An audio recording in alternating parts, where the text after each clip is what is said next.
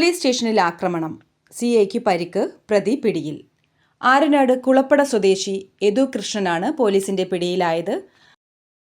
ഇന്നലെ രാത്രി ആരനാട് പോലീസ് സ്റ്റേഷനിലായിരുന്നു സംഭവം. മദ്യക്കുപ്പിയുമായി സ്റ്റേഷനിലെത്തിയ പ്രതി ഡ്യൂട്ടിയിലുണ്ടായിരുന്ന പോലീസുകാരനോട് അസഭ്യം പറയുകയും കൈവശമുണ്ടായിരുന്ന മദ്യക്കുപ്പി സ്റ്റേഷനിൽ അടിച്ചുപൊട്ടിക്കുകയും ചെയ്തു.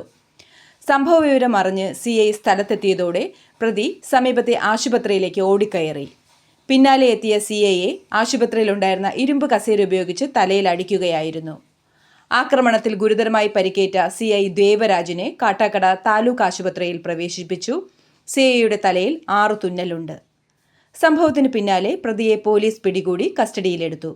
ആക്രമണത്തിന്റെ പശ്ചാത്തലത്തിൽ കേസെടുത്ത് കൂടുതൽ അന്വേഷണം തുടരുകയാണ്.